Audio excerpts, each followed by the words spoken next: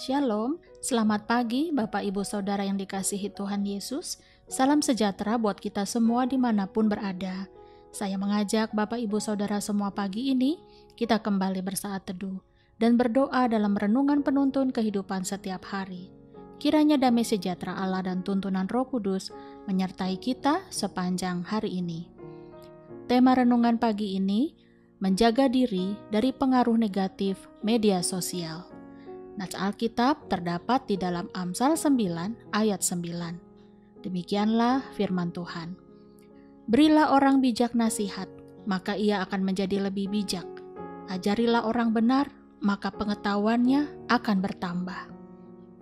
Saudaraku yang dikasihi Tuhan Yesus, di zaman era digital masa kini, media sosial telah menjadi kebutuhan. Salah satu manfaat dari media sosial yaitu dapat dengan mudah kita menjalin hubungan dengan keluarga, sahabat, teman, dan bahkan mitra kerja tanpa menempuh waktu yang panjang.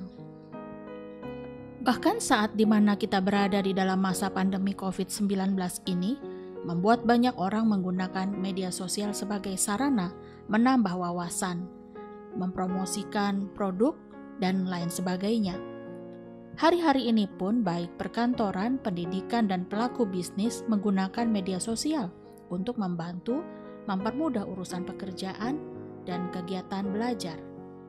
Namun meskipun begitu, di balik banyaknya manfaat media sosial, ada juga bahaya dalam menggunakannya bila kita adiktif pada situs media sosial. Nats firman Tuhan pagi ini mengajar kita untuk memberi orang bijak nasihat, agar ia menjadi lebih bijak dan mengajar orang benar sehingga pengetahuannya akan bertambah. Yang menarik di sini, mengapa orang bijak perlu nasihat dan orang benar perlu lagi diajar? Ketahuilah saudara, tidak ada manusia di dunia ini sempurna. Walaupun kita memiliki kedua hal tersebut di atas, tetapi tanpa melekat dengan Tuhan, tanpa Roh Kudus memenuhi hati kita, maka bisa jadi kita tidak dapat menjaga diri dari arus perkembangan zaman dan pengaruhnya. Terlebih anak-anak muda yang dengan seiring berjalannya waktu, banyak hal-hal negatif yang dapat merusak perkembangan mereka. Itulah sebabnya mereka perlu nasihat dan perlu diajar berkali-kali agar bertambah bijak dan bertambah pengetahuan.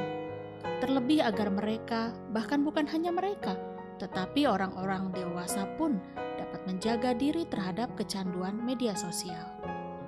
Roma 12 ayat 2 berkata, "Janganlah kamu menjadi serupa dengan dunia ini, tetapi berubahlah oleh pembaruan budimu, sehingga kamu dapat membedakan mana kehendak Allah, apa yang baik, yang berkenan kepada Allah, dan yang sempurna." Saudara, Alkitab tidak mengajarkan agar kita tidak boleh bersosial media.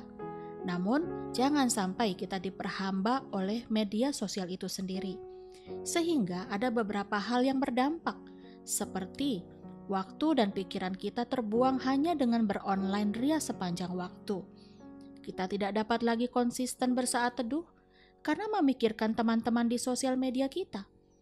Bahkan karenanya, ada yang sulit fokus ketika beribadah di gereja. Betapa hal ini sangat memprihatinkan.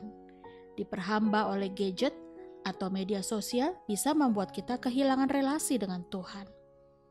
Kemudian dampak berikutnya, kita tidak lagi memiliki komunikasi yang berkualitas dengan keluarga. Seperti ada ungkapan, yang jauh terasa dekat, yang dekat terasa jauh.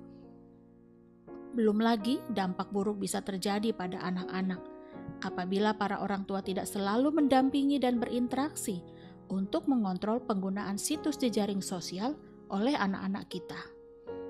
Untuk itu saudaraku, ada beberapa langkah untuk menjaga diri dari pengaruh negatif online atau bersosial media.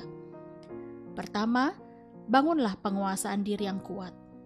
Dengan belajar dalam penguasaan diri untuk membatasi waktu online di media sosial, akan dapat menolong kita mengatasi gangguan kecanduan sosmed. Bagaimanakah kita dapat memperoleh penguasaan diri itu? Yohanes 15 ayat 5 berkata, "Akulah pokok anggur dan kamulah ranting-rantingnya. Barang siapa tinggal di dalam aku dan aku di dalam dia, ia berbuah banyak. sebab di luar aku kamu tidak dapat berbuat apa-apa. Untuk itu, datanglah kepada Tuhan Yesus dan tinggallah di dalam Dia. Yang kedua, tanyakanlah kepada diri sendiri, apakah kita menggunakan media sosial dengan tujuan yang benar? Apakah kita hanya mencari followers dan like saja? Atau kita memiliki hobi yang baru dengan mengupdate setiap hari berita artis, ekonomi, dan politik? Recheck kembali apakah semuanya berguna bagi kita, saudara. Filipi 4 ayat 8 berkata, "Jadi akhirnya saudara-saudara, semua yang benar, semua yang mulia, semua yang adil, semua yang suci, semua yang manis, semua yang sedap didengar, semua yang disebut kebajikan dan patut dipuji, pikirkanlah semuanya itu." Mari, gunakan waktu kita dengan hal-hal yang lebih berharga.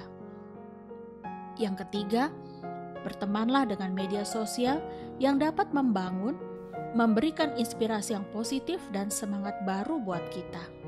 Bahkan sebagai umat Tuhan yang memiliki media sosial, pergunakan sarana ini dengan bertanggung jawab. Jadilah surat Kristus yang terbuka, karena melalui media sosial dapat menjadi sebuah ladang pekabaran Injil yang produktif. Saudara, akhir dari renungan ini, kami mengajak, marilah kita gunakan media sosial dengan kebijaksanaan dan kebenaran untuk memberikan pandangan yang benar sesuai dengan firman Tuhan, memberikan motivasi dan kekuatan, bahkan untuk saling meneguhkan dan mendoakan. Amin. Mari kita berdoa. Tuhan Yesus, terima kasih atas renungan pagi ini yang memberkati dan memberikan pencerahan kepada kami, agar kami diberikan lebih lagi hikmat dan pengetahuan yang benar. Takut akan Tuhan itulah yang kami minta pagi ini Bapa, karena itulah permulaan hikmat. Khususnya dalam menggunakan media sosial, kami mau dipakai Tuhan untuk menguatkan orang dan menceritakan kebaikan Tuhan. Di dalam nama Tuhan Yesus kami berdoa. Amin. Kiranya berkat yang sempurna dari Allah Bapa, kasih karunia dari Tuhan Yesus Kristus, dan persekutuan yang indah dengan Roh Kudus menyertai kita dari sekarang ini dan sampai selama-lamanya. Maju terus dalam tuntunan Tuhan, saudaraku. Tetaplah semangat. Sampai jumpa esok hari di penuntun kehidupan setiap hari, dan Tuhan Yesus memberkati.